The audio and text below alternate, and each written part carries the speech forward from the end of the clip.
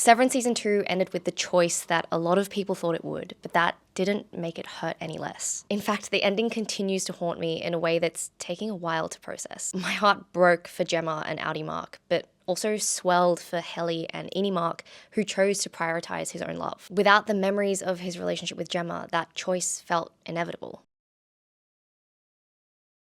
I've been following Severance as a culture writer for Junkie, and now that season 2 is over, I don't know what I'm supposed to do with this Severance-sized hole in my heart, especially considering this season's focus on love as a theme, which the show's creator Dan Erickson describes as a natural extension of what happened in season 1. After their first big act of rebellion against Lumen, our MDR gang really want to figure out who they are, and a huge part of that process is falling in love. It made me really think about the relationship between love and the memories that build it, and how we build those memories. Research has shown that we have increased capacity for memory and attention when we're in love. So can you still feel love if you lose those memories? What happens to love if the memories are of a version of you that doesn't exist anymore? Can you fully keep memories of love if that love doesn't exist anymore? The way that Severance explores this with innies and outies is one of my favorite things about this season. But it's also impressive how the show does this through references to various forms of media like Dante's Inferno, The Twilight Zone, Tolstoy's The Death of Ivan Ilyich, and of course, Orpheus and Eurydice.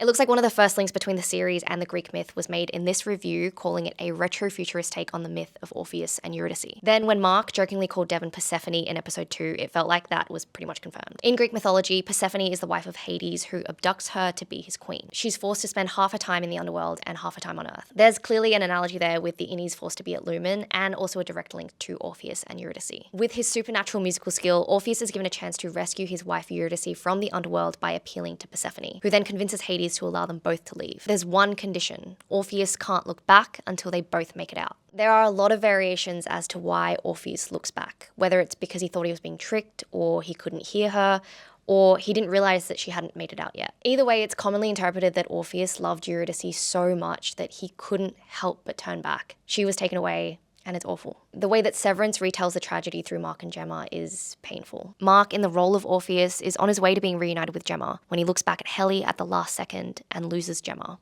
his Audi's Eurydice. But I think Gemma also plays the role of Orpheus by looking back at Innie Mark before he makes it out of Lumen. When she switches from Miss Casey to Gemma, and Gemma looks at him like he's Audi Mark, he's reminded that this love isn't his. And so Gemma loses Mark by looking back too soon.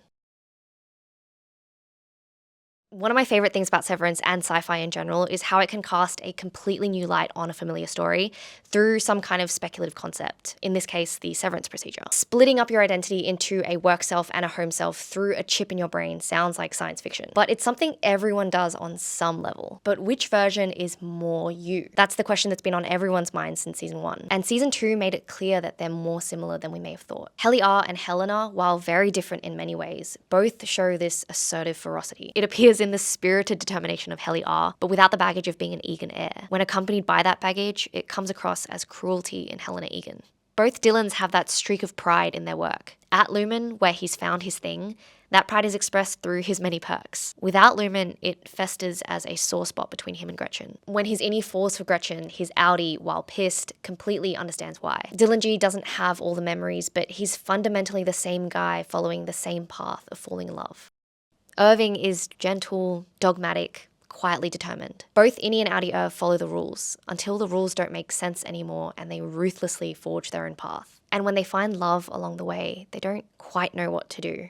The mounting similarities between innies and outies in season 2 gave me this sense of comfort that there are parts of me that are innate to who I am. At the same time, it shows how these innate qualities can manifest so differently depending on your circumstances, even if the core of you stays the same. It made me think about how the same personality trait could be celebrated or disparaged depending on the context. How we assign moral value to certain traits and how those values can shift. The scene where James tells Helly that he sees the spark of Kier in her again is a great example of that. Helly's fiery spark that we all fell in love with is suddenly seen in a new light by James. Add in all the complexities of falling in love when everyone's still wading through multiple identity crises at a time. Now it's a party. I like to think that a big part of falling in love is feeling seen. Who am I through someone else's eyes? Someone else's memories? Who are they through my eyes? Of course, that's why most of us need years to learn who someone is behind all their severed identities. And for that love to grow, the memories need to endure. It's what made Innie Mark rightfully choose Helly, and it's what makes Gemma's story so heartbreaking.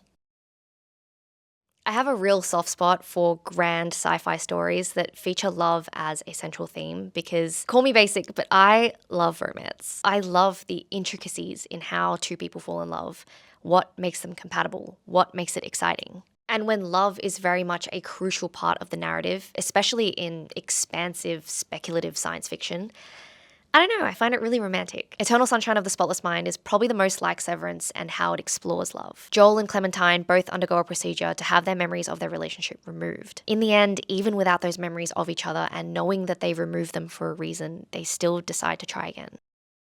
Arrival deeply weaved love and relationships into its incredible otherworldly narrative. Banks and Donnelly are linguists trying to translate the written language of these mysterious aliens. They eventually realize that the language itself alters the linear perception of time, illustrated by Banks's memories of her marriage and daughter, which turn out to be premonitions. Interstellar takes things even more literally and presents love as a kind of force that we don't fully understand. A force strong enough to guide Brand to the right planet, to guide Cooper and Murph to solve the gravity equation and save the world. Even Edge of Tomorrow, which is one of my favorite sci-fi action thrillers, has this amazing, unexpected depth within its potentially gimmicky live, die, repeat premise. William Cage accidentally gains the power to repeatedly restart his life on the same day whenever he dies, which initially gives him the chance to survive this particular battle, then to potentially save the world. As he continues to use the time loop to figure out their strategy, he falls in love with Rita with countless memories that she doesn't have. Through its concept of innies and outies, Severance is able to reimagine this connection between love and memory. And it pushed me to rethink how much agency I have over feeling a sense of love. Not only are we better at making memories when we're in love, having higher quality memories, like ones that are more vivid or positive,